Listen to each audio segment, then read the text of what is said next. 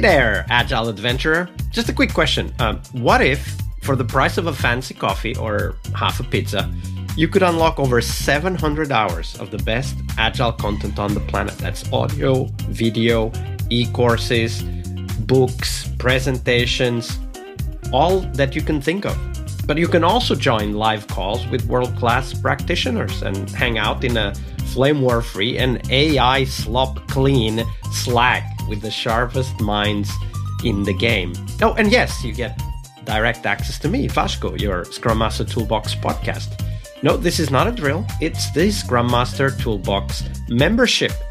And it's your unfair advantage in the Agile world. So if you want to know more, go check out scrummastertoolbox.org/membership. That's scrummastertoolbox.org/membership. And check out all the goodies we have for you. Do it now. But if you're not doing it now, let's listen to the podcast. Hello, everybody. Welcome to our Team Tuesday this week with Natalia Curusi. Hey, Natalia, welcome back. Welcome. Yeah, I'm very happy to see you again. Absolutely. It's a pleasure to have you back. And today we're going to talk about famous Team Tuesday, right? Like teams that self-destruct. But before we dive into that, do share with us, Natalia, what's the book that most inspired you in your career as a Scrum Master?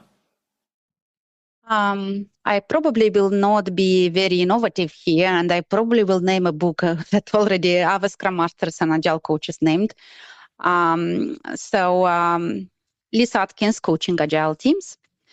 So that was probably the first book about coaching and about agile coaching in general that I have read.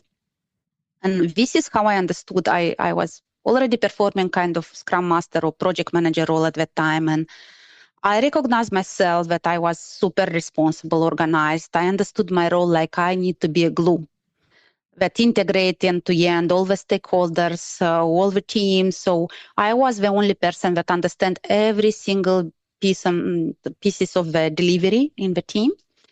And I thought that I'm so strong because of that. And I was so proud of myself. And then I have read Lisa Atkins, Coaching Agile Team, and that completely changed my perspective.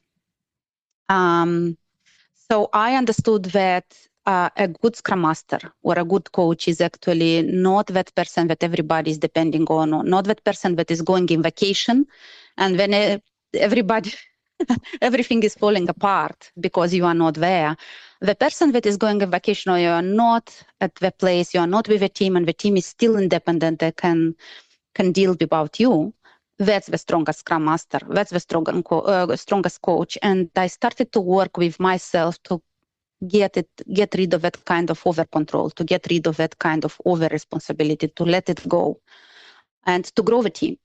Another thing that I understood after reading that book, that actually we don't need to be unreplaceable at our workplace. So we need to make sure that we grow some of our team members that can replace ourselves.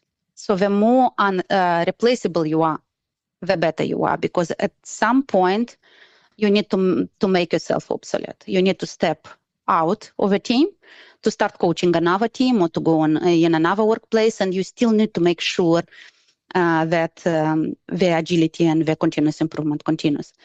So that was one of the base books that I still recommend to every single Scrum Master that is a junior maybe, and they want to embrace this role of Scrum Master or Agile coach. And another one, very good one for facilitation, it was Training from the Back of the Room. That is Sharon Bowman. So I recommend this book to every single facilitator that would like to learn how to do interactive sessions, how to run interactive workshops, where you as a trainer, you don't spend more than 50% of time presenting slides and so on, but another 50% of time the people are learning from each other. So the people bring something in the room, they learn from each other, and that's why they go out of the room with not 10% of the information, but with much more, because they understood something from learning and teaching others. So that was two of my preferred books that I can We got a recommend. bonus, 2 books for the price of one. Thank you very much for that, Natalia, and great recommendations, by the way. And I think that in this episode specifically, the important thing is for us to understand how everybody has a slightly different experience from even the same books, because we are all at different stages in our development, in our career, when we read certain books. So it's important to hear, even when there are repeated books, because everybody has a different experience. All right, but now we turn our attention to the teams and how sometimes they become their own worst enemies. So, Natalia, teams can develop this kind of behaviors or patterns of acting that lead to problems. And that's the story we want you to tell us. Introduce the team so that we know a little bit about the context, and then talk to us about how those, maybe small lines, small behaviors, small actions developed over time and eventually became a problem for the team. Yeah, sure. So this team that I'm going to present now is the team that I am the proudest of. So this is the team that I pick up from the beginning. I build them. Most of them were junior developers just after the graduation of university, just after our induction course in Endava. So I managed to put everything in place. I managed to put the ways of working agreement. We did together the definition of done. We had a new client. We traveled even to America together. So we had 2 weeks, amazing weeks in Texas with a good part of the team. So that was amazing. So the team, this is dream team. Even now, even the problem that I'm going now to present is still my dream team in my memory. So the team become very, very mature and independent. So I make sure that they could get rid of me very easy. So they were very independent. Everybody can do the Scrum Master role, facilitate the retrospective. Also, they are technical. They were very, very strong. So we had young developers. That was a .NET team. So young developers, but they are very strong and strong testing skill set. That team also become good friends between themselves outside of workplace. So we did all the time these kind of Christmas parties, pizza parties. So we celebrated together, birthday parties, other stuff, karting together. So that was amazing. What happened that at some moment a new team member joined the team, and that team member was a little bit less technical capable, let's say like that. So he was not junior because he had a lot of experience in IT, but he was a little bit more slow in kind of understanding some of the things. As I had a team of heroes, I had a team of fast trackers, and that person was, first of all, he joined a little bit later. Secondly, he was like an outliner. So he was an outliner. It became very evident that at some point that person became a black swan.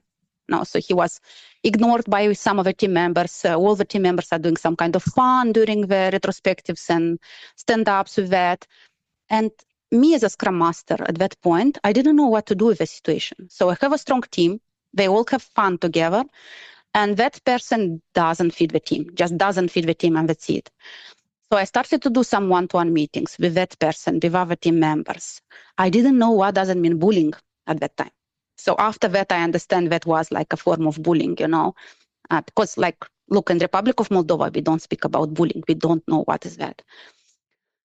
So I had all kind of discussions. That person doesn't want even to address the challenges. He said that I'm okay. I don't need any help. When other team members that was involved in that situation, they say, look, we just making fun. That's nothing here. So we are just making fun.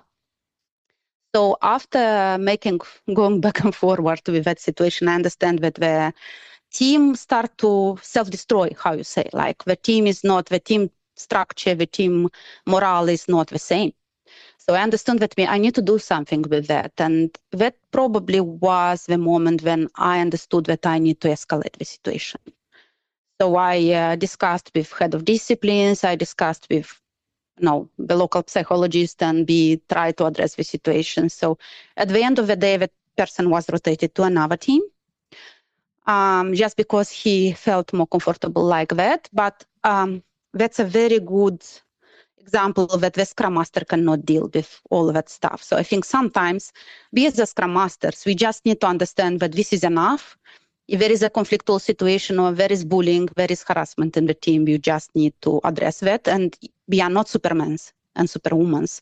And sometimes we need other persons to help us. Yeah, we can use the support structure around us, and we should know what that support structure is.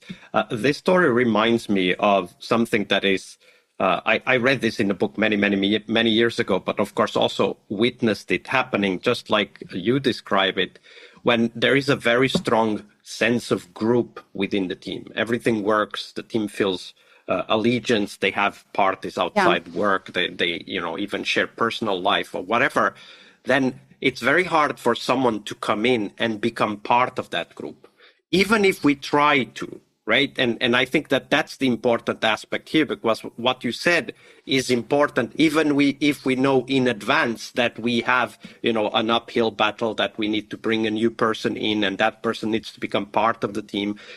And even if we know that in advance, even if we have all the tools and strategies, it may still fail because you can't control group dynamics. They are what they are, right? Like the team needs to either decide to adopt this new team member, or they decide, like in your story, to expel that team member in many different ways. Like you talked about bullying, that's one way, ostracizing, not sharing information, doing stuff outside work and never inviting that person. Those are other methods of, putting the person on the outside and therefore not accepting them in. And I think it's very important what you said, because these are things that we can't control. And as you learn from working with a psychologist, not even psychologists can fix this. Sometimes the only solution is to really just find another home for that person if they are willing and if they have the technical skills to do that. Yeah, I just think that, at that moment, I felt myself very blamed. I blamed myself because I felt that I should be blamed for that situation, that me as a Scrum Master couldn't fix that situation. What I want to say to all the Scrum Masters, sometimes this is not in our power to change the situation. Sometimes you just need to let it go, So the things happens because they happen. From my point of view, I did everything that I could to address the situation. If I don't manage, this is not just the Scrum Master to be blamed in that situation. Yeah, absolutely. I think that's a very important realization. There are things that are beyond our control, no matter how much experience and how well prepared we are. Great. That was a difficult but very important and insightful story. Thank you for sharing that, Natalia. Thank you, Vasco. All right. I hope you liked this episode. But before you hit next episode, here's the deal. This podcast is powered by people like you, the members who wanted more than just inspiration. They wanted real tools and real connection to people who are practicing Agile every day. We're talking access to over 700 hours of Agile Gold, CTO level strategy talks, summit keynotes, live workshops, e-courses, deep dive interviews, books, and if you're into no estimates, we got the pioneers of no estimates in those deep dive interviews as well. Agile business intelligence, creating product visions, coaching your product owner courses, you name it. You'll get invites to monthly live Q&As with Agile pioneers and practitioners, plus a private Slack community, which is free of all of that AI slop you see everywhere, and of course, without the flame wars. It's a community of practitioners that want to learn and thrive together. It's the best place to connect with community and learn together. So if this podcast has helped you before, imagine what you will get from this podcast membership. So head on over to scrummastertoolbox.org/membership and join the community that's shaping the future of Agile. And we have so much for you. So check out all the details at scrummastertoolbox.org/membership, because listening is great, it's important, but doing it together, that's next level. I'll see you in the community Slack. We really hope you liked our show. And if you did, why not rate this podcast on Stitcher or iTunes? Share this podcast and let other Scrum Masters know about this valuable resource for their work. Remember that sharing is caring.